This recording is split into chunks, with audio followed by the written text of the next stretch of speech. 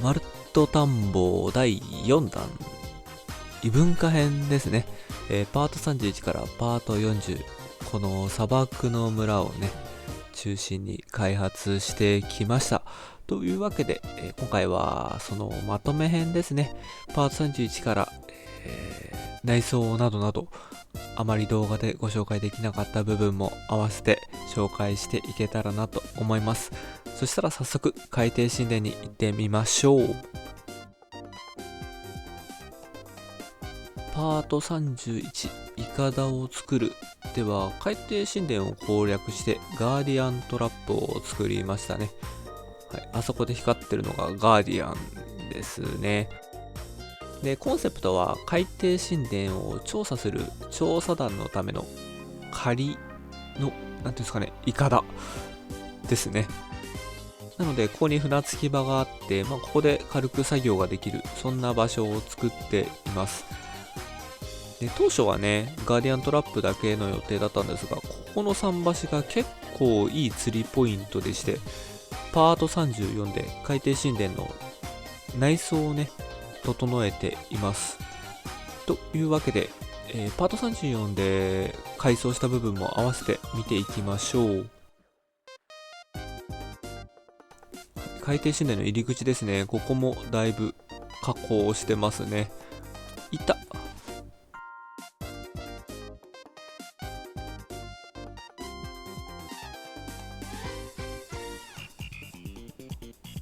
はい、ここが海底神殿の入り口になってます。ここもね、両脇に階段を作って上に上がれるようにはしてますが、2階はね、何も作ってません。というわけで1階から見ていきましょう。ここがパート34で作った自動仕分け装置ですね。ガーディアントラップから、ドロップされたアイテムがここで仕分けされて各チェストに振り分けられています。こちら側はネザーゲートですね。から、居住区になってます。ここもあれですね、釣りをするようになって、ここにいることがね、増えたので、居住区を作りました。はい。で、この裏側ですね。この裏側には昆布の自動回収装置を作っています。500人の感謝祭の時にちょっとね、手がけたんですけど、完成まで至らなかった部分をね、綺麗に整理しています。はい、こんな感じですね。で、こちら側に流れてきた昆布がこの燻製機に入って、燃やすとね、乾燥昆布ができてみたいな形で、はい、作ってあります。ここもあれですね、上で釣りをしながらここで昆布を焼いて、燃料をたくさん集める、そんな場所にしてますね。で、このボタンが手動で昆布を集められるようになってます。まだ回収したばっかっぽいですね。はい、あそこのね、ボタンを押すとピストンが動いて、手動でもね、昆布を回収できるような、そんな装置にしていますね。で、海底神殿なんですけど、ここと、ガーディアントラップしか今は整備してないですが、いずれはね、ここに研究施設みたいなものも作っていけたらなと思っています。いずれはね。そしたら、パート32以降、中心となる砂漠の村に戻りましょう。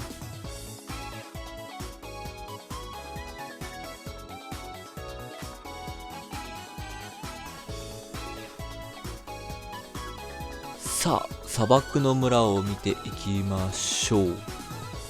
この景色がね、もう見慣れてしまったんですが、ここがちょうどパート32で作った総祭殿ですね。で、この建物には、古代エジプトでは最も神聖な場所とされている至聖所があります。奥には契約の箱と呼ばれるものがあってね、煙で中が見えないような形になっていますね。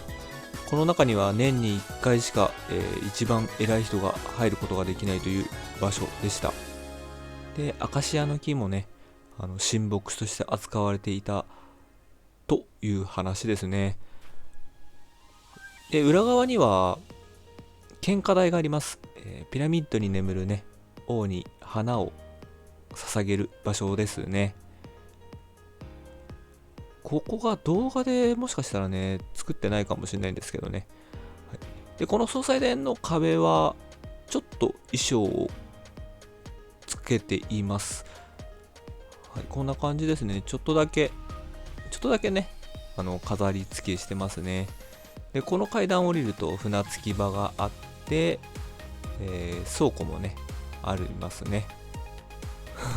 この羊さんはあれですね、凱旋門を作った時にこちら側に連れて行きました。いずれね、アカシアの村に連れて行きたいですよね。というわけで、パート30に総裁殿を作るでした。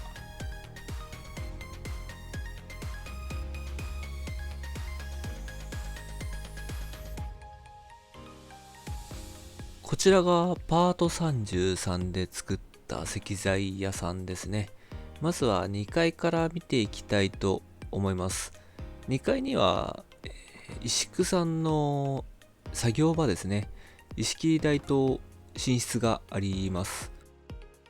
ここを抜けるともう1台ね、石切り台があって、ここでね、作業をしてますね。で、1階部分には泥製造機があります。詳しい作り方は、パート33の方をご覧いただければなと思います。ここでボトルに水を入れてね、水瓶がここに溜まって、ここで土に水をかけて泥を作る。そんな製造機になっていますね。で、今埋まっちゃってるんですけど、ここを開けると取水口になっていて、水がね、中に流れてくる、そんな仕組みになってます。こんな感じでね、泥も溜まってきてますね。で、ここで作った泥を、乾かして粘土にするのがパート34で作ったレンガ窯ですね。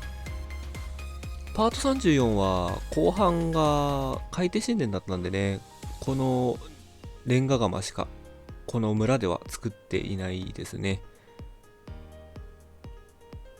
今は建物が建っていますが、当時はね、この裏口からも外に出れるようになっていましたね。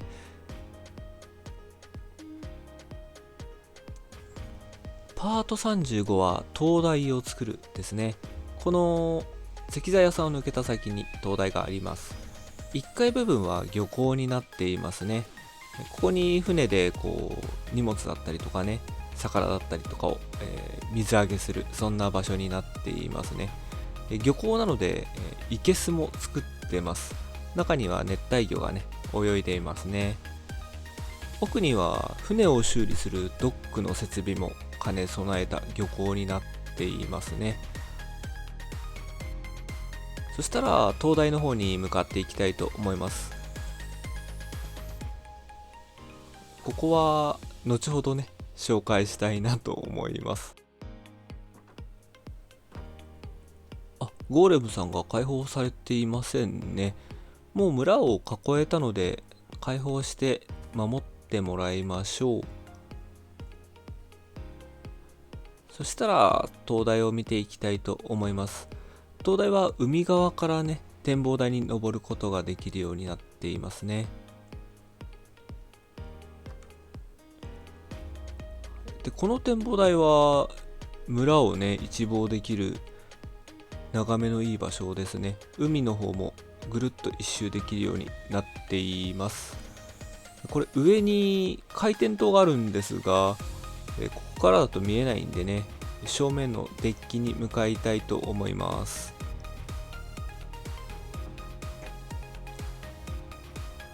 漁港の上はこんな感じでね、デッキになってますね。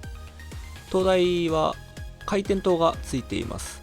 この回転灯は風卓さんという方の灯台を参考に作らさせていただいています。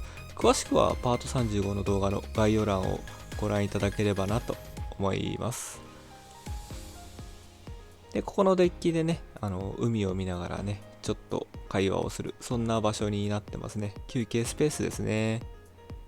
ここも眺めいいですよね。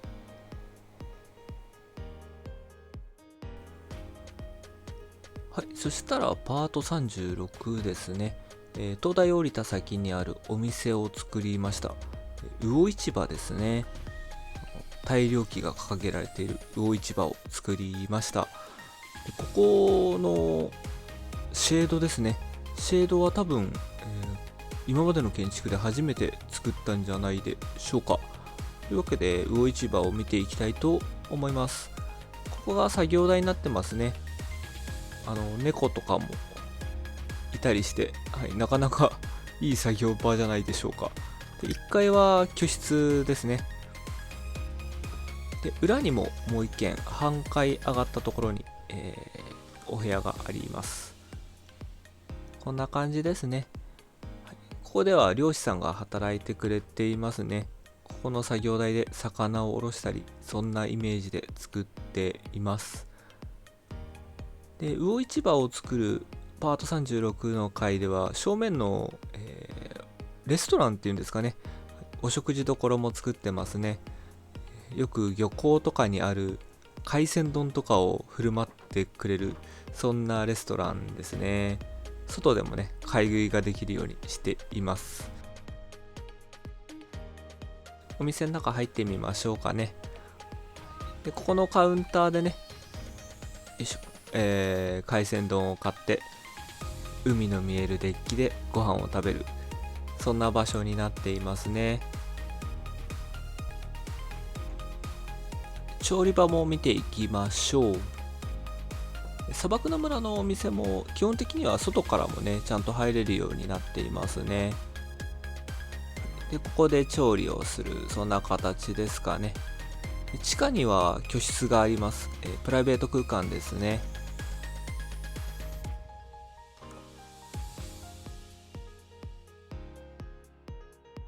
レストランはこんな感じですね。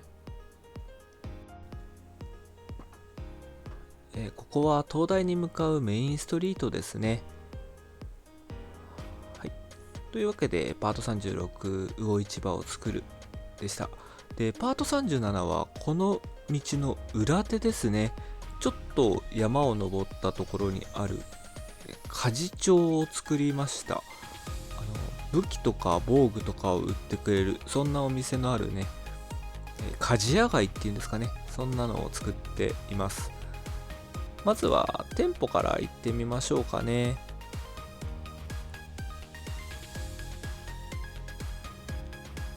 カウンターの横から中に入ることができます。半階上がるともうここはプライベート空間ですね。ここに住んでいる人たちの寝室だったりとか、半階上がってねもう一個寝室があって、ベランダから外も見れる、そんな結構ねいいお家になってますよね。でここで住んでる鍛冶屋さんのね作業場が裏にあります。左手には武器屋さんですね、武器鍛冶の作業場で、右手には防具鍛冶の作業場になってますね。この武器鍛冶屋さんの建物はもともと村にあったものを移築してますね。ちょっと手加えてますけどね。でここを抜けるとレンガ窯につながっています。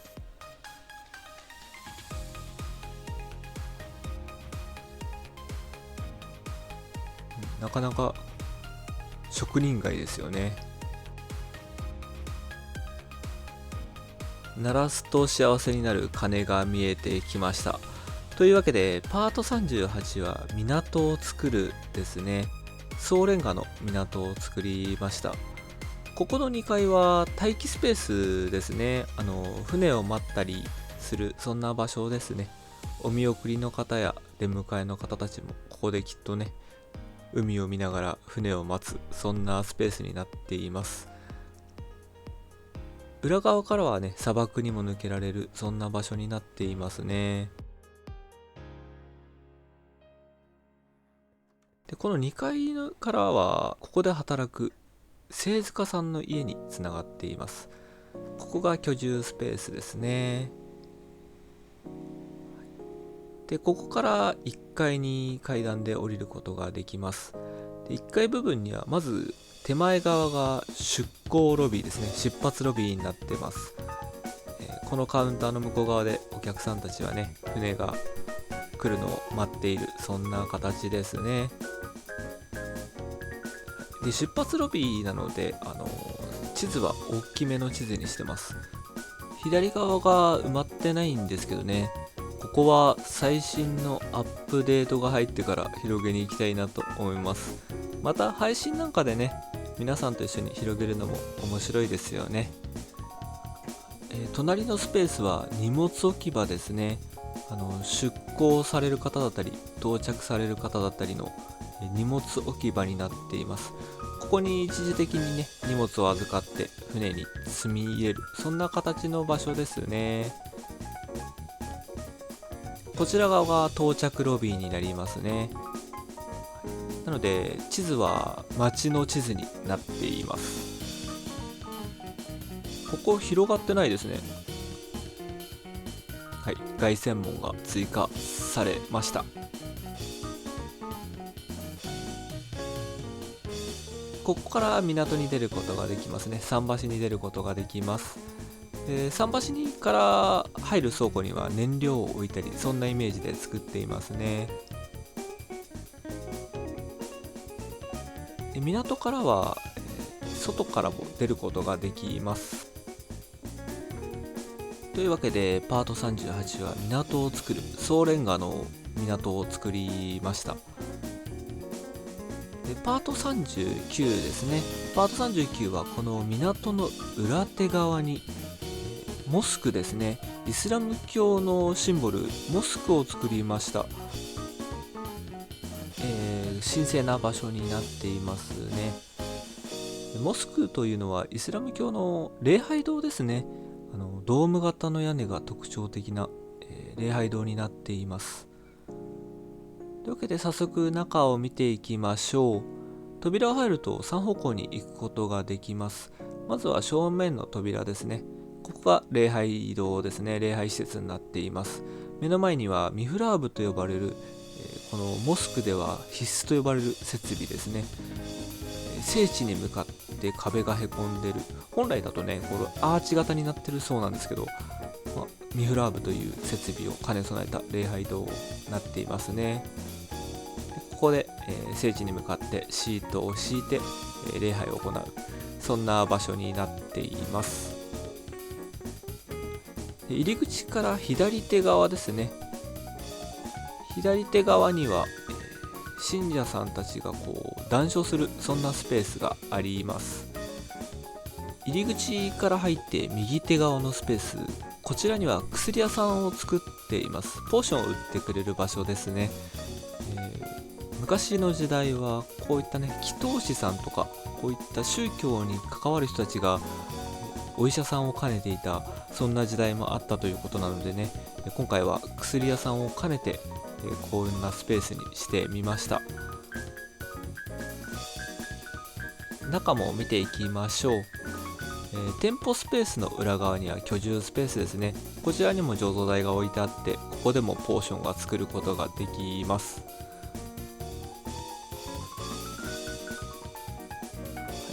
というわけでイスラム教のシンボル、礼拝堂であるモスクを、パート39では作りました。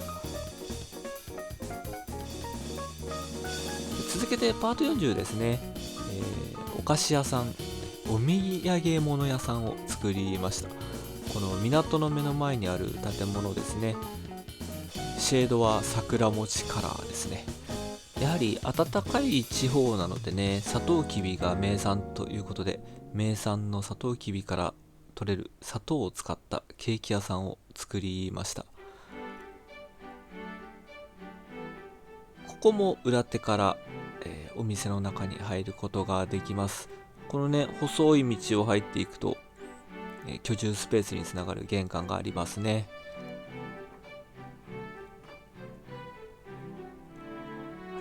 居室も桜餅カラーになっていますね。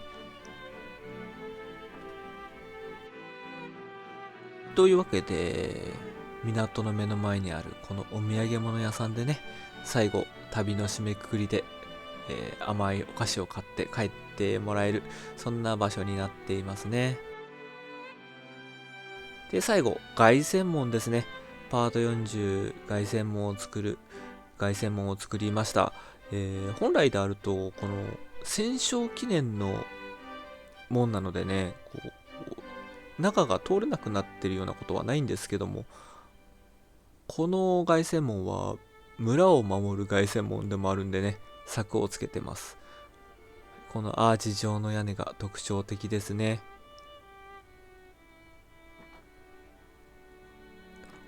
まっすぐ抜けると砂漠につながっていますね。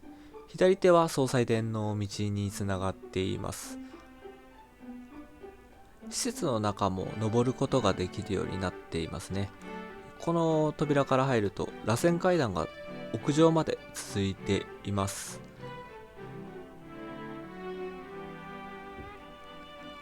はい、冒頭で訪れた場所ですね。ピラミッドが見えて村も一望できる眺めのいい場所になっています。これだけ眺めが良ければね、襲撃者のイベントをこなすことができるんじゃないかなと思っているのでね、いずれここで、イベントを消化したいなと思っています。というわけで、マルト田んぼ第4弾ですね、砂漠の村の施設はこれで全てになります。